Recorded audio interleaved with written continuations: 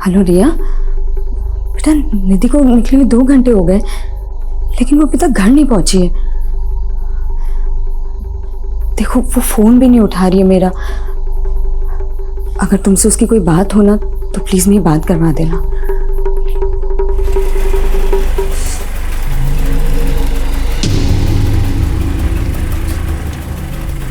निधि, कहाँ थी तू?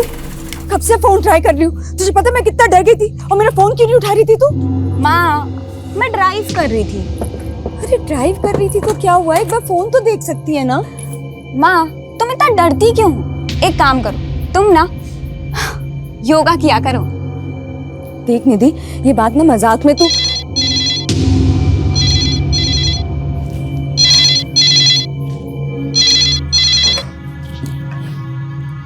हेलो, कैसी हो मेरी जान?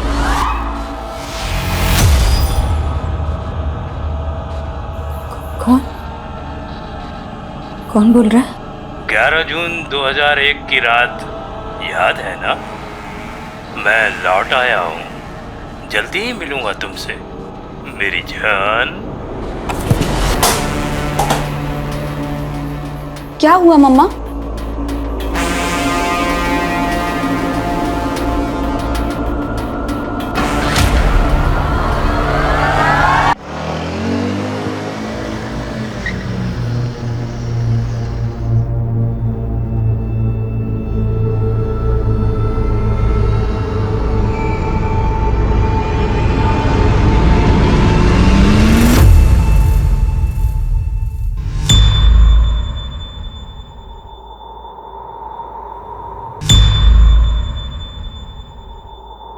बोलिए रीमा जी।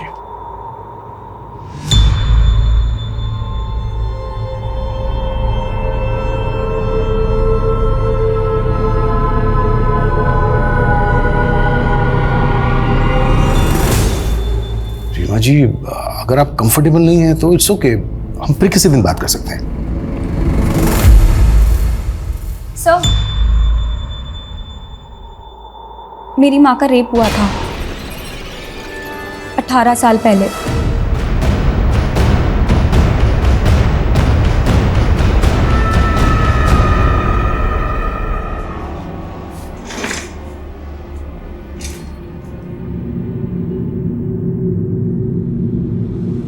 रीमा जी, आपने बहुत अच्छा किया जो अपनी बेटी की बात मानी। अपने गुजरे भयानक अतीत का सामना करने के लिए बहुत हिम्मत चाहिए होती। रीमा जी, 18 साल पहले जो ये दर्दनाक घटना आपके साथ घटी, ये आप हमें डिटेल में बताइए प्लीज। 11 जून 2001 की रात थी।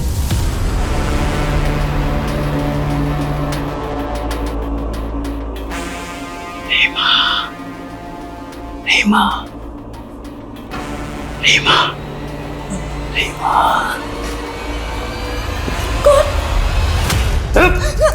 आवाज नहीं। कौन है? जब नहीं तो तेरी बीवी विधवा हो जाएगी। चल अभी लेट जा, बांध इसे। जरा कस के बांध, खोले नहीं।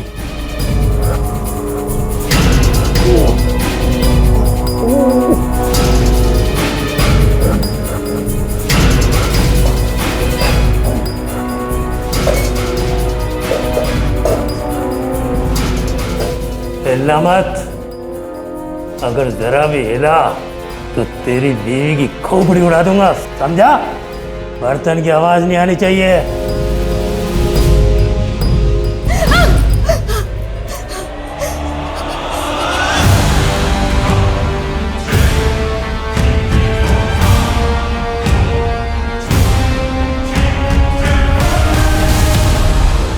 उस घटना के 18 साल के बाद उस आदमी ने अचानक से कॉल किया आपको?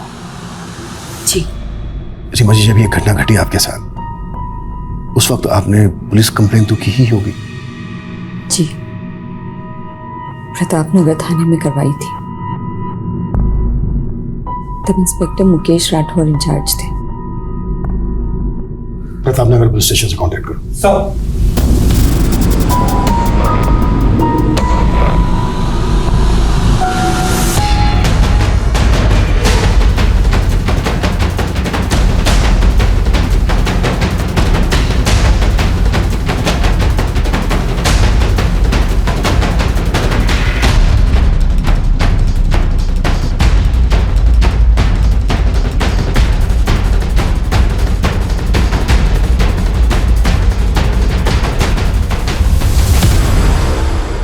दोनों स्टेटमेंट अलग है?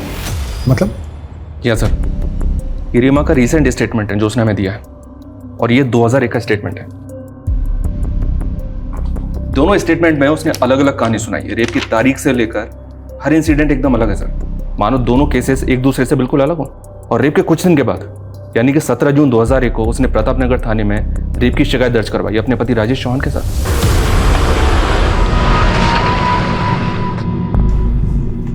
बोली रीमा जी, डरिए मत।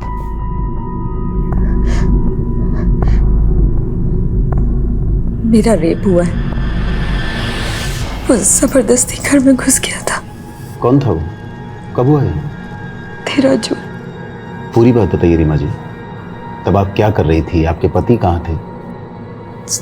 इनकी नाइट ड्यूटी थी। करीबन 10 बजे मैं अपने कमरे में सो रही थी जब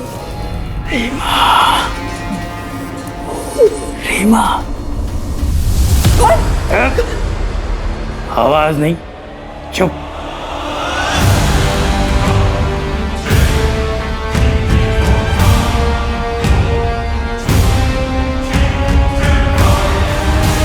आप घर कब लौटे? करीब 1:30-2 बजे जब मैं घर आया तो ओए! ओए! ओए! ओए रुक साले! ओए! एक मिनट। रेप 13 जून को हुआ और आप लोग रिपोर्ट लिखवाने अब आए? मैं बहुत डर गई थी। गलती रीमा की नहीं है सर। हमारी सोसाइटी ऐसी है जहां पर रेपिस्ट से ज्यादा रेप के विक्टिम को ताने सहने पड़ते हैं। ये 18 साल पुरानी बात है। माना इतने टाइम में आदमी काफ़ी सारी चीज़ें भूल जाता है, लेकिन रेप के वक्त रीमा का पति रीमा के साथ था या नहीं, ये वो कैसे भूल सकती है? सवाल ये उठता है मिश्रा कि 18 साल पहले जो रीमा ने स्टेटमेंट दिया था वो गलत था या अब जो हमें दिया है वो गलत है? हमें दोनों स्टेटमेंट वेरीफाई करने होंगे। सर रीमा चौहान के कॉल रिकॉर्ड्स आ गए। रीमा को उस रात 11 बजे साउथ दिल्ली के लैंडलाइन से कॉल आया था। दिल्ली पुलिस से कांटेक्ट करो, पता करो वो आदमी कौन था जिसने कॉल किया था।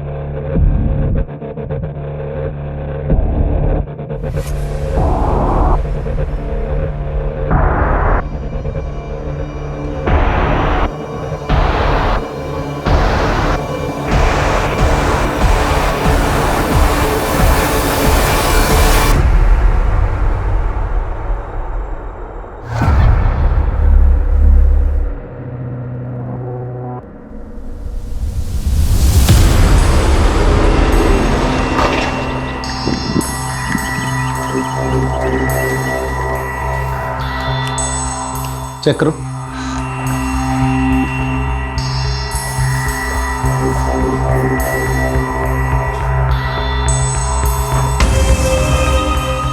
उसने यहाँ मेरे साथ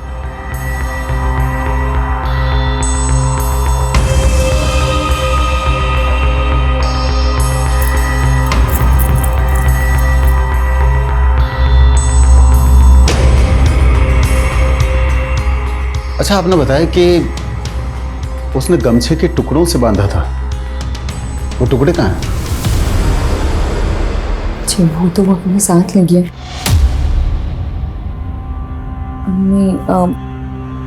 नहीं शायद एक मिनट सर, यहाँ शायद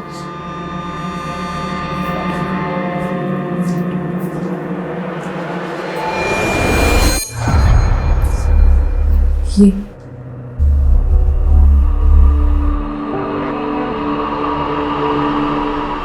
रीमा के मेडिकल एग्जामिनेशन में ऐसा कोई सॉलिड एविडेंस नहीं मिला जिससे प्रूव हो सके कि रीमा का रेप हुआ है।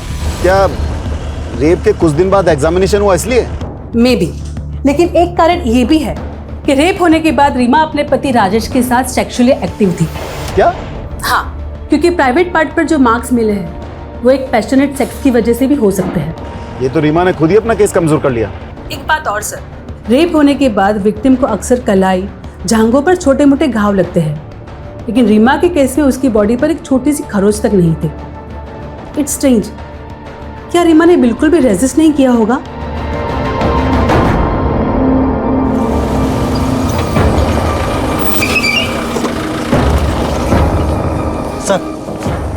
सर आपको एक बात बतानी थी। क्या? रीमा का जहाँ रेप हुआ था उस जगह 11 जून को चोरी की 3 वारदातें हुई थी। रीमा की केस से कोई कनेक्शन लगता है? सर चोर की कदकाठी रीमा के रेपिस्ट से मेल खाती है और एक विटनेस का कहना है कि उस चोर ने गमछा भी पहन रखा था। चोरियां हुई 11 जून को और रेप हुआ 13 जून को। हो सकता है दोनों क्राइम एक ही आदमी ने किए हों। लेकिन सर जहाँ चोरी हुई वहाँ रेप की कोई वारदात नहीं हुई और जहाँ रेप हुआ यानी कि रीमा के घर वहाँ चोरी नहीं हुई। सर मुझे दोनों केसेस अलग अलग ही लग रहे हैं। सर 2001 में भी इन्वेस्टिगेटिंग टीम को इस बात का शक था कि रीमा उनसे कुछ छुपा रही थी। उसके कैरेक्टर पे भी सवाल उठे थे। शमी अफेयर। तो क्या ये रेप का नाटक अफेयर को कवर करने की वजह से था? अगर ऐसा था तो फिर इतने सालों बाद वही नाटक करने के पीछे क्या वजह हो सकती है?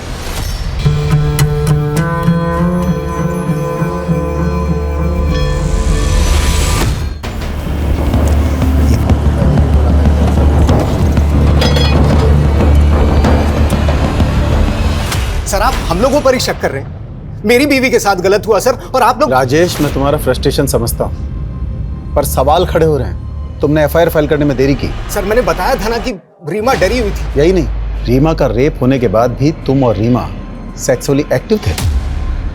ये कोई मामूली बात नहीं है राजेश। तब मुझे पता ही नहीं था कि रीमा के साथ में रेप हुआ है। क्या? उस रात जब मैं गमछे वाले आदमी के पीछे भागा, वो हाथ नहीं आया तो मैं भागकर घर वापस आया। मेरे को बहुत चिंता हो रही थी रीमा को लेकर। रीमा, रीमा, राजेश, रीमा, राजेश वो डरने की कोई बात नहीं, भाग गया वो। तुम्हें कुछ हुआ तो नहीं? ठीक तो ना? तुम चिंता मत करो, मैंने अपने आप को बाथरूम में बंद कर लिया था। थैंक गॉड तुम्हें कुछ हुआ नहीं, वरना रीमा को देखकर लगा ही नहीं कि उसके साथ किसी ने जबरदस्ती की है। लेकिन कुछ दिन बाद, अरे रीमा जल्दी बाहर निकलो यार, लंच बॉक्स दे दो, लेट हो रहा हूं।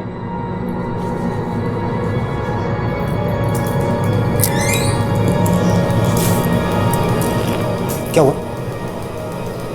नहीं बस वो थोड़ी सी कमजोरी है। झूठ मत बोलो, कल भी बोला था ना तुम्हें कि डॉक्टर के चलो। एक दिन और देख लेते, फिर पक्का चली जाऊंगी। इस पेन को इग्नोर करने से काम नहीं चलेगा। आज शाम को चलते हैं तुम्हारे डॉक्टर मित्तल के। मैं जल्दी आ जाऊंगा, तुम बस तैयार रहना। डॉक्टर मित्तल गायनोकोलॉजिस्ट हैं। उन्होंने मुझे बताया कि रीमा के साथ मैंने घर आते ही सीधे सीधे रीमा से पूछ लिया।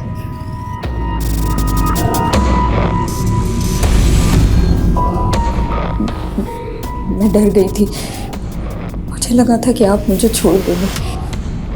इतना भी भरोसा नहीं था मुझ पर। भूल हो गई। अरे भूल तुम्हारी नहीं है, तुम्हारे साथ गलत हुआ है। उस कमीने को तो छोड़ूंगा नहीं मैं। रीमा, हम पुलिस के पास जाएंगे। पुलिस? हाँ रीमा, हमें पुलिस के पास जाना ही होगा। अच्छा, ये गमछे वाला आदमी कौन हो सकता है?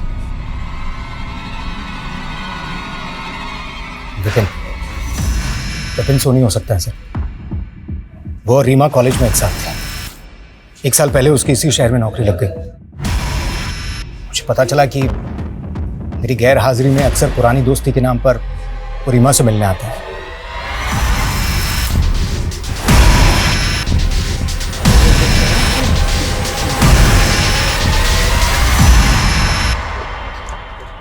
जगन सर। पूजा दहिया रेप केस की फाइल निकालो। जी सर।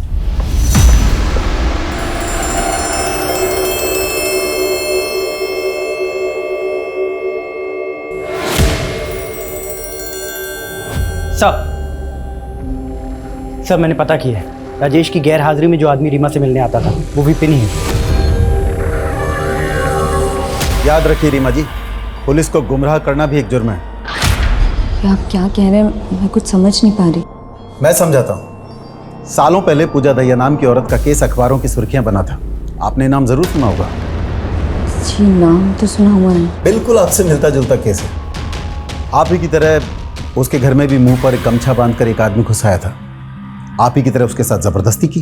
कहना क्या चाहते हैं? यही कि आपने इसी बात का फायदा उठाया। जब आपके पति राजेश ने विपिन को घर से भागते हुए देखा तो आप डर गई और आपने पूजा दहिया की कहानी को अपनी कहानी से जोड़ दिया। राजेश प्लीज समझाइए इन्हें। आप समझिए मिस रीमा चौहान, आपके पड़ोसी ने कंफर्म किया है कि आपका दोस्त आपसे मिलने अक्सर आपके घर आता था। आपके पति ने भी कंफर्म किया है कि उनकी गैर हाजिरी में आपका दोस्त विपिन अक्सर घर आता था। और इन्वेस्टिगेशन वहीं रोक दी गई। पुलिस ने रीमा को वार्निंग देकर केस क्लोज कर दिया। यानी विपिन सोनी से पुलिस ने बात की नहीं, जिसके साथ रीमा का अफेयर होने का शक था।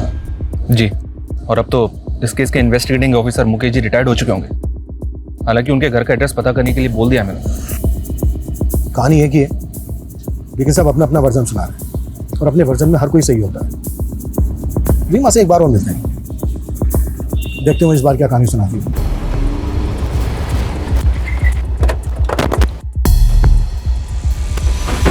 आपको मेरी बात पे यकीन नहीं है? रीमा जी, हम बातों पर नहीं सबूतों पर यकीन करते हैं, और आपकी कहानी में तो कई कहानी मिली हुई है। 18 साल पहले आपने कुछ और कहा था, आपके पति ने कुछ और कहा था, और अब आप हमें कुछ और कहानी सुना रही है। बेटा, शायद आपकी मदर आपके सामने कंफर्टेबल नहीं है, सो प्लीज। निधि, तो रुक। 18 साल पहले मुझे एक बुरी बीवी माना गया था, जो अपने पति को धोखा दे रही थी, जिसने अपनी रेप की झूठी कहानी सुनाई। लेकिन ये सब मैंने सिर्फ अपने पति के कहने पे किया था। हमें पुलिस की नहीं नहीं, पुलिस नहीं, पुलिस नहीं, बिल्कुल नहीं। भूल जाओ कि तुम्हारे साथ कुछ हुआ है, सब कुछ भूल जाओ। राजेश, ये आप क्या कह रहे हैं? मेरी इज्जत? यार, तुम्हारी इज्जत से ज्यादा मेरा नाम, मेरा रुतबा, मेरी मर्दानगी मायने रखती है। हाथ जोड़ता हूं, प्लीज किसी से कुछ नहीं कहोगी तुम, कुछ भी नहीं।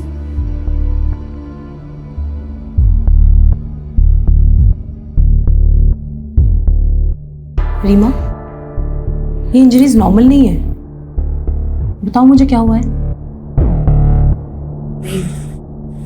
कुछ भी।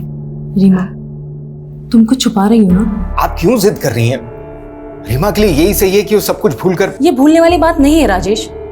रीमा के साथ जो हुआ है वो गुनाह हुआ है, और गुनहगार को सजा मिलना जरूरी है। तुम उसके पति हो, तुम्हें उसका साथ देना चाहिए। और अगर तुम में हिम्मत नहीं है तो मुझे कह दो, मैं इसे पुलिस स्टेशन लेके चली जाऊंगी। नहीं नहीं, आपको कुछ करने की जरूरत नहीं है। मैं ले जाऊंगा रीमा को पुलिस के पास। मजबूरी में राजेश को मुझे पुलिस स्टेशन ले जाना पड़ा, लेकिन वहां उसने मुझे पूरा सच नहीं बताने दिया। मेरा रेप हुआ, ये सच है, लेकिन उस वक्त राजेश वहां नहीं था, ये झूठ। चलो माना, आपने अपने पति के कहने पर झूठी गवाही दी, लेकिन आपने रेप के तुरंत बाद अपने पति के साथ फिजिकल रिलेशन बनाए। ऐसा क्यों? अगर सही वक्त पर मेडिकल एग्जामिनेशन हो जाता तो रेपिस्ट को पकड़ने में आसानी होती। वो फिजिकल रिलेशनशिप मेरी मर्जी से नहीं बने थे, वो भी रेप ही था।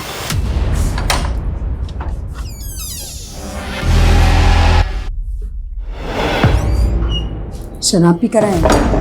हाँ, आया हूँ पी के। तो दूर हटिए, बहुत बदबू आ रही है आपकी। मेरे में से बदबू आती है तुझे, हैं? और उस कमीने के शरीर से क्या खुशबू आ रही थी तेरे को, हैं? मुझे छोटी दर्द हो रहा है मुझे। मैं भी कर सकता हूँ ऐसा जंगली वाला प्यार, करके दिखाऊंगा आज तुझे, बताऊं कि कितना बड़ा मर्दूम है। राजेश प्लीज प्लीज, राजेश छोड़िए मुझे। उस आदमी ने तो सिर्फ मेरे शरीर को दर्द दिया था, लेकिन राजेश। और जब आप डॉक्टर से मिली तो आपने डॉक्टर को अपना सारा सच बता दिया। कुछ सोचा नहीं था सर,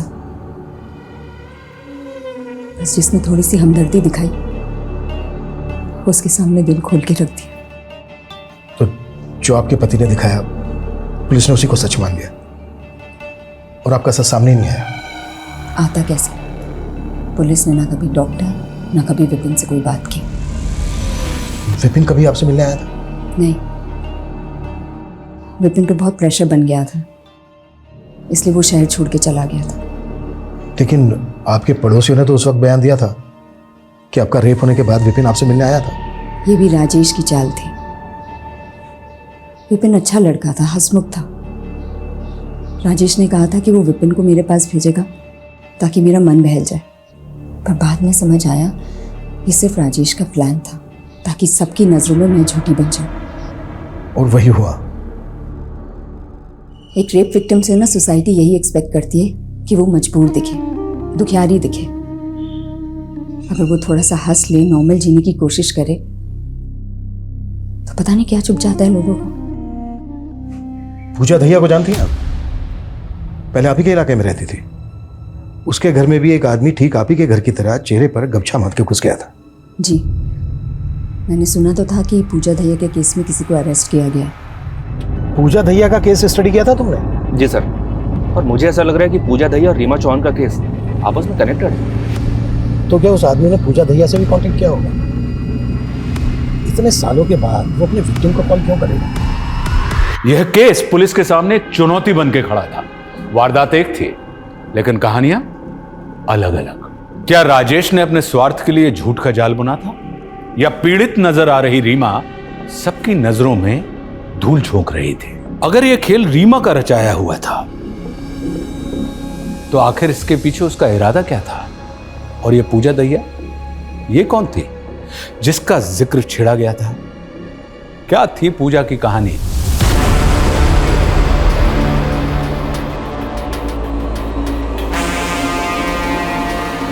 कौन है?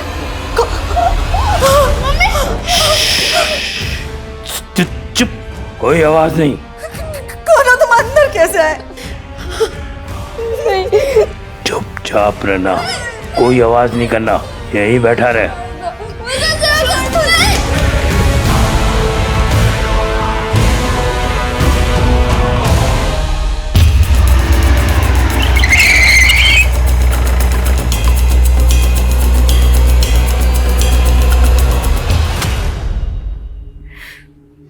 मैं नहीं जानती कि वो कौन था। उसने अपना चेहरा गमछे से छुपा रखा था। उसके बोलने का तरीका, उसके कपड़े, या फिर ऐसा कुछ जो आपको अलग लगा हो? अंकल, उस आदमी ने मुझे कुछ लिखने को दिया था। क्या लिखूं? 5वीं क्लास का टीचर मुझे जरा भी पसंद नहीं था। बात बात पर मुझे छड़ी से मारता था, मुर्गा बनाता, बहुत जलील करता था मुझे। रवि, फिंगरप्रिंट्स कलेक्ट करो और फॉरेंसिक टीम बुलाओ। सुअर के बच्चों, तुम्हें कोई फिंगरप्रिंट नहीं मिलेगा। ऐसा कहा था उसने बोलने के लिए मुझे। सुअर के बच्चों, तुम्हें कोई फिंगरप्रिंट नहीं मिलेगा, ऐसे बोलना है। वो आदमी बोलते वक्त हकलाता था, खासकर च बोलते वक्त। इन्वेस्टिगेटिंग टीम ने इस पूजा दहिया का बैकग्राउंड खंगाला सर। पूजा की फैमिली में दूर दूर तक कोई भी टीचिंग प्रोफेशन में नहीं था। शायद गुमराह करने के लिए लेटर लिखवाया गया हो। पहली टीम का भी यही मानना था। लेकिन यह भी तो हो सकता है कि उसने अपनी आप बीती लिखवाई हो। शायद उसके बचपन में उसके साथ कोई भयंकर हादसा हुआ हो। रेपिस्ट ने नकुल से और भी कुछ लिखा था, ये देखिए। सबसे पहले पूरा घर सर्च करेंगे, दरवाजे देखेंगे, तेरी माँ का बयान लेंगे, तेरा बयान लेंगे। कितने भी हाथ पैर मार लें, लेकिन उनके हाथ कुछ लगने वाला नहीं है। ये जो कोई भी है पुलिस प्रोसीजर को बहुत अच्छे से जानता है। एक एक चीज लिखवाई है। मतलब ये पुलिस वाला भी हो सकता है, या फिर कोई ऐसा जिसका अपना पुलिस में हो, या फिर रहा हो। सर, रीमा के केस का मुकेश राठौर का एड्रेस मिल गया है। रिटायर होने के बाद वो यहीं जयपुर में सेटल्ड है। लाइमलाइट के लिए? ये क्या कह रही है तू? मैं नहीं, नेबर्स, रिलेटिव सब यही बोल रहे हैं। देख, लोग कुछ भी कहें, लेकिन तू तो मुझ पे यकीन करती है ना। तुझे भी लगता है कि मैं झूठ बोल रही हूँ?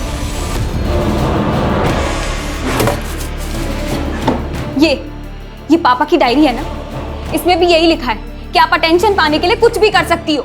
लो पढ़ो। यदि तूने अपने पापा को ना सिर्फ फोटोज में देखा है, या फोटोज में लोगों की सोच, उनकी नीयत के बारे में कुछ पता नहीं चलता बेटा। बच्चा गिरा दो? क्यों? क्योंकि ये मेरा नहीं है, उस कमीने का है। कितनी बार आपको बताऊंगी कि ये हमारा बच्चा है। ये मुझसे बेहतर और कौन जान सकता है। अरे मुझे कुछ नहीं पता, गिरा दे ये बच्चा, हम दूसरा कर लेंगे। बहुत कोशिश की तेरे पापा ने मेरा अबॉर्शन कराने के लिए, लेकिन कोई डॉक्टर राजी नहीं हुआ।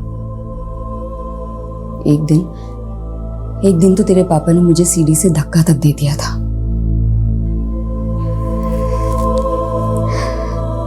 लेकिन तेरी किस्मत में ना जीना लिखा था। मुझे लगा तेरी शक्ल देख देख कर ना अब राजेश के अंदर का बाप जाग जाएगा। एक दिन किसी ने मजाक में उनसे कह दिया कि तेरी शक्ल उनसे नहीं मिलती। बस उस दिन वो बिल्कुल टूट गए थे। मैंने समझाने की बहुत कोशिश की, लेकिन वो एकदम खामोश हो गए थे। और एक दिन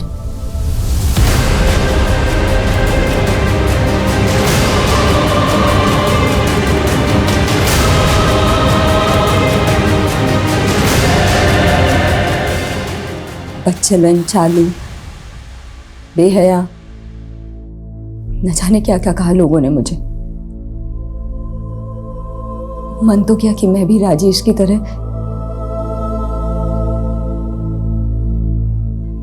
लेकिन तेरा चेहरा देखकर हमेशा रुक जाती। मैं ये सब कुछ ना एक बुरा सपना सोचकर भुला चुकी थी, लेकिन अब वही सब कुछ हो रहा है मेरे साथ। मैं ये सब सहन कर सकती हूँ, लेकिन दुख इस बात का है कि तू भी मुझ पे यकीन नहीं करती।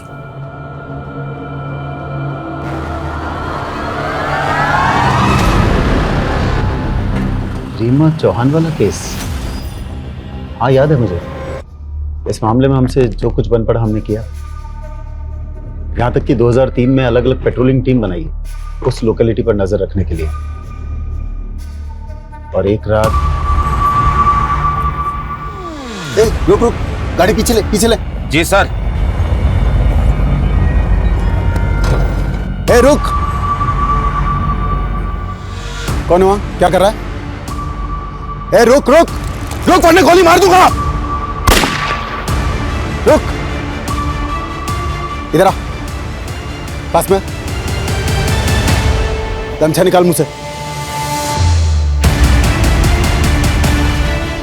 जगन, जल्दी से बैकअप टीम लेकर सोमवारी बाजार वाले एरिया में आ जाओ।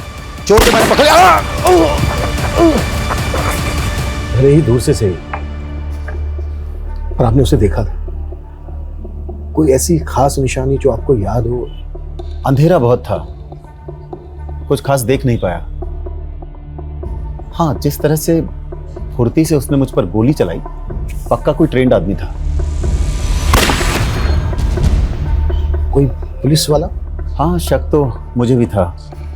मुझे लगा या तो कोई पुलिस वाला है या पुलिस वालों के साथ मेलजोल जरूर रहा होगा। जब हमारी सारी कोशिश फेल हो गई तो हमने जनता की मदद मांगी। देखिए, डरने की कोई जरूरत नहीं है। आप लोगों को केवल पुलिस की आंख और कान बनना है। कोई भी बाहर का आदमी दिखे जिसका बर्ताव अजीब सा हो तो फौरन पुलिस को सूचित कीजिए। उसे पकड़ने की कोशिश मत कीजिएगा, क्योंकि उसके पास गन है। इंस्पेक्टर साहब, गन हो या तोप, एक फौजी किसी से नहीं डरता है। विकास जी, तैश में आकर कोई भी कदम मत उठाइएगा, फौरन पुलिस को सूचित कीजिएगा। जरूर, लेकिन उसे जान से मारने के बाद। और आप चिंता मत कीजिए, मेरे रहते हुए हर कोई सुरक्षित है।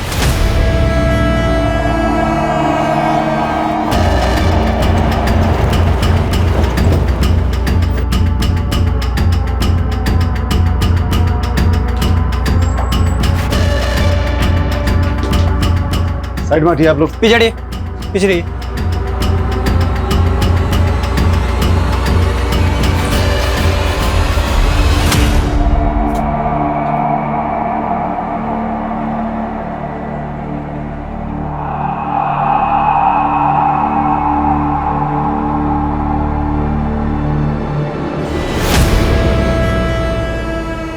जगन, आसपास के लोगों से बात करो। कोई भी अजनबी जो कल यहां दिखा हो उसका स्केच बनवाओ। वो कमीना बचना नहीं चाहिए। हमने 3-4 स्केच बनवाए। हैरानी की बात यह थी कि उनमें से एक स्केच हमारे खबरी अंगद से मिलता जुलता था। आपने अंगद को अरेस्ट किया था? फौरन धर दबोचा। तलाशी लो उसके घर की। साहब घर का कोना कोना छान मारो। साहब मेरे घर की तलाशी क्यों ले रहे हैं साहब आप? साहब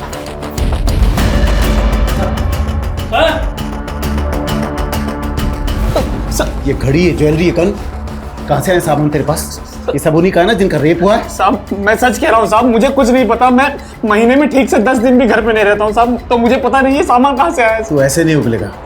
नहीं, चलो इसे थाने। तो फिर अंगद को आपने रीमा के केस से कनेक्ट क्यों कैसे करते? एक तो अंगद ने कभी अपना जुर्म कबूल नहीं किया, दूसरे रीमा तब तक अपनी बेटी के साथ शहर छोड़कर जा चुकी थी। हाँ, इस बात का सुकून है कि मेरे ट्रांसफर होने से पहले ये केस क्लोज हो गया। 18 साल के बाद उस आदमी ने फिर से रीमा से कांटेक्ट किया है। क्या? यस। आपको क्या लगता है, क्या ये अंगद हो सकता है? अंगद कैसे हो सकता है? अंगद तो 2013 में जेल में मर गया, दिल का दौरा पड़ा था उसे। सर अंगद को मरे हुए पूरे 6 साल हो चुके हैं। ये रीमा चौहान ये सब नाटक पब्लिसिटी के लिए करे फॉर श्योर। कैसी पब्लिसिटी? क्या मिलेगा उसको पब्लिसिटी करके? एक बार को अपने बारे में ना सही, पर कम से कम अपनी बेटी के बारे में तो सोचे। और वैसे भी ये तो कंफर्म है ना कि उस रात रीमा को कॉल आया था। हेलो, कैसी हो मेरी जान? ये भी तो हो सकता है सर कोई कॉपी कैट। चांसेस बहुत कम है। चलो मान लेते हैं कि मुजरिम अभी भी फरार है। वक्त के साथ उसका काम करने का तरीका भी बदला, पहले चोरी, फिर रेप, उसके बाद मर्डर्स। जब रीमा का रेप हुआ तब उसकी उम्र होगी कोई 35-37, तो इस वक्त उसकी उम्र होनी चाहिए 52 से 55 के बीच।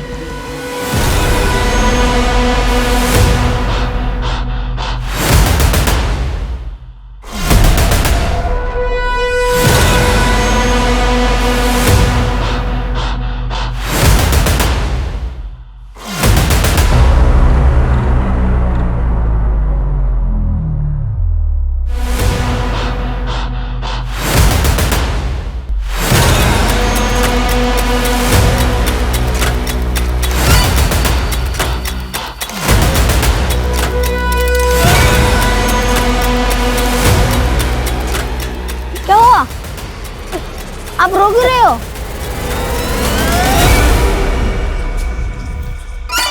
गुंजन, माँ को चल के सब बताना अभी, डरना मत।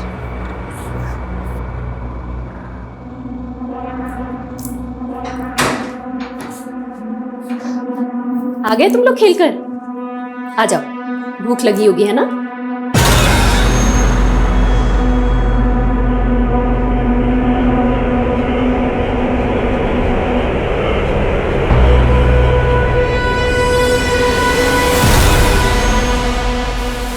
बेटा, ये सूरज अंकल हैं, अब हम लोग के साथ ही रहेंगे।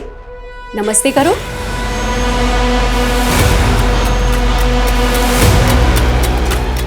बड़े प्यारे बच्चे हैं तुम्हारे। सर जितना हमने सोचा था उससे कहीं ज्यादा बड़ा मामला निकला। ये तो सबसे पुराना केस 28 साल पहले का है।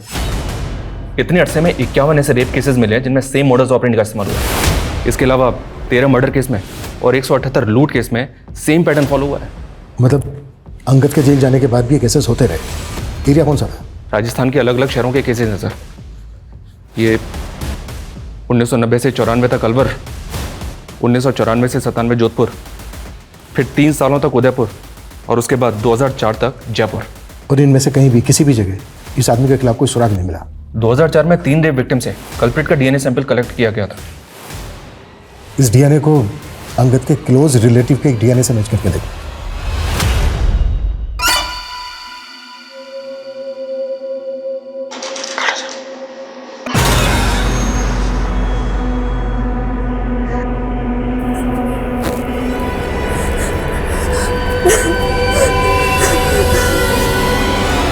ये अंकल बहुत गंदे हैं, मत खेला करो उनके साथ। तुम माँ को क्यों नहीं बताती हो? ठीक है, तुम मत बताओ, मैं माँ को खुद ही बता दूंगा। नहीं, माँ खुद अंकल के साथ ही गेम खेलती है।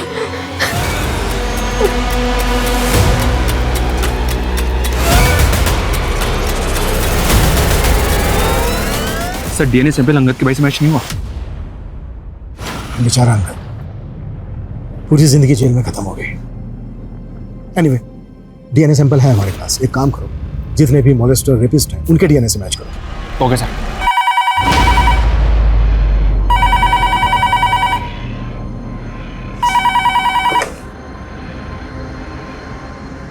हेलो मेरी जान, कैसी हो?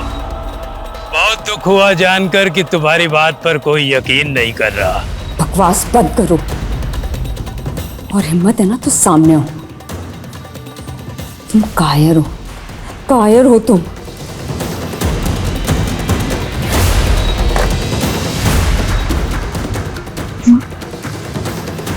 बोलोगे भी? क्या बोलना है तुम्हें?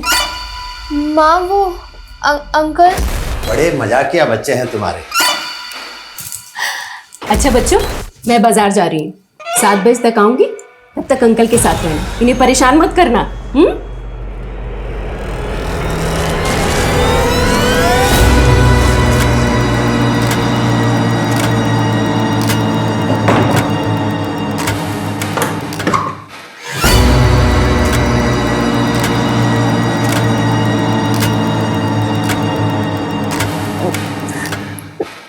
आज तू नहीं, आज तेरे साथ गेम खेलूंगा। चल। सर डीएनए अलवर के कैदी से पार्टली मैच हो रहा है, लेकिन इसकी उम्र तो 30 साल है। फिर ये वो नहीं हो सकता। आई थिंक उस आदमी को ट्रेस करने के लिए हमें किसी एक्सपर्ट की मदद लेनी होगी। देखिए, ये डीएनए पार्टली मैच हो रहा है, यानी ये कैदी उस खूनी का रिश्तेदार हो सकता है। एक्चुअली हमें इस कैदी के मदर और फादर के सभी रिलेटिव्स की एक लिस्ट बनानी होगी और सबका डीएनए मैच कराना होगा। लेकिन पुलिस हताश नहीं हुई, डटी रही और कई महीनों की कड़ी मेहनत के बाद डीएनए एनालिसिस के जरिए 2300 लोगों को शॉर्टलिस्ट किया गया। लेकिन अब भी मंजिल बहुत दूर थी। इन्हीं 2300 लोगों में एक वो अपराधी भी था जिसकी तलाश पुलिस को लगभग 30 सालों से थी। करीब 1 साल गुजर गया, तब जाकर सुरंग के आखिरी छोर पर रोशनी की किरण दिखाई दी। सर लोकेशन हिस्ट्री और रिपोर्ट्स के अकॉर्डिंग हमारे पास अभी एक सस्पेक्ट है, और वो ये है। माय गॉड, ये वो 30 सालों तक पुलिस की आंखों में धूल झोंकता रहा। इसको आज ही धर लेते हैं। नहीं, we have to be very careful. इसको बचने का एक भी मौका नहीं देंगे। पहले इसके खिलाफ सबूत इकट्ठा करेंगे, फिर तब बचेंगे साले को।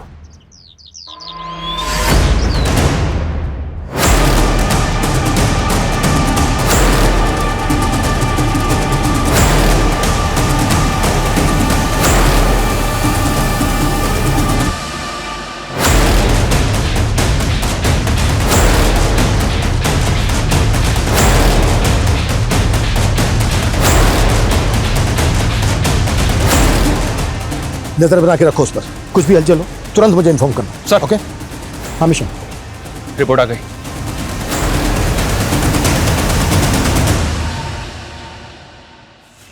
अब सही वक्त है। आता है साले।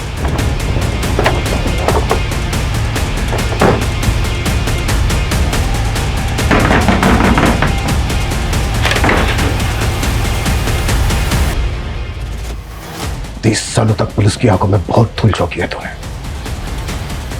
Now you are under arrest, ex policeman Jagan Shekhar.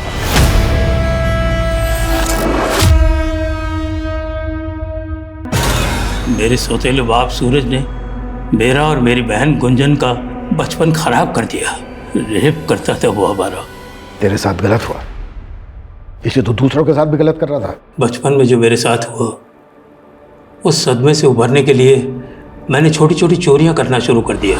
उसके बाद लोगों के घरों में घुसकर कुछ चीज़ें ले आता, फिर घरों में घुसकर सिक्के चुरा लाया।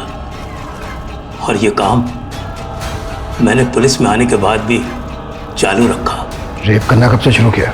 2000 से।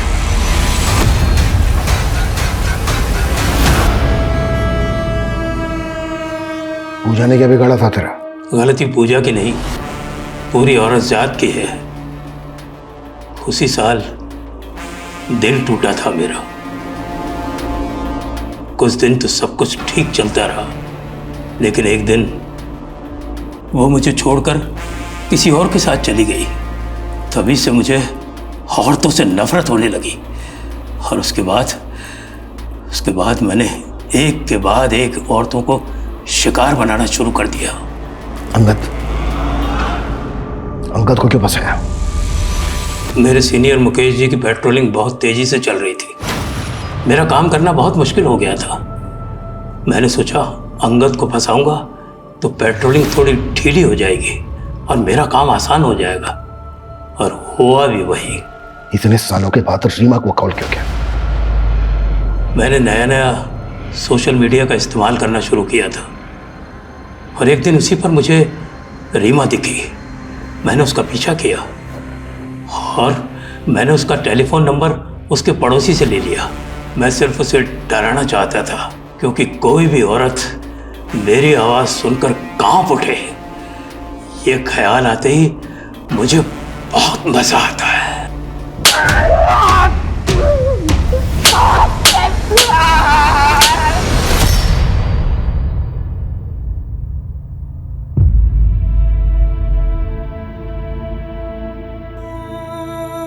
सॉरी मॉम, मैं गलत थी। आपने मेरे लिए कितने सैक्रिफाइस किए, और मैं बल्कि तूने मुझे हिम्मत दी है वापस लड़ने की। अपना जगन जैसे लोगों का खौफ है और नई सोसाइटी के तानों की फिक्र। अब देखना, मैं अपनी बाकी की जिंदगी ना एकदम बेखौफ जीऊंगी।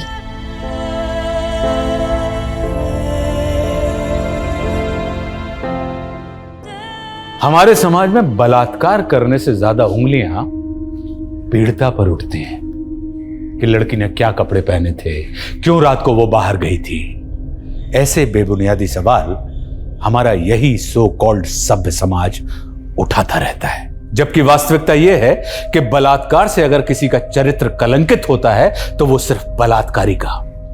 इस बुनियादी बात को क्यों आज 2021 में हमें बार बार दोहराना पड़ता है? ये कैसा सिस्टम है जहां एक बलात्कारी को तो आसानी से जमानत मिल जाती है, लेकिन बलात्कार से पीड़ित औरत को सालों साल इंसाफ नहीं मिल पाता? ये चुभने वाले सवाल हमें खुद से और प्रशासन से भी करने होंगे। ये रीमा की हिम्मत ही थी जो वो सालों से अपने अंदर दफन खौफ को मिटाने में कामयाब हुई। रीमा ने जिस तरह समाज के तानों की परवाह किए बिना इंसाफ के लिए आवाज उठाई, वह वाकई अभिनंदनीय है। अब मैं आशुतोष राणा आपसे विदा लेता हूं। हम फिर मिलेंगे एक ऐसी ही कहानी के साथ जो आपको रखेगी सतर्क और जिंदगी को सुरक्षित। तब तक अपना और अपने परिवार का ख्याल रखिए और देखते रहिए क्राइम पेट्रोल सतर्क। जय हिंद।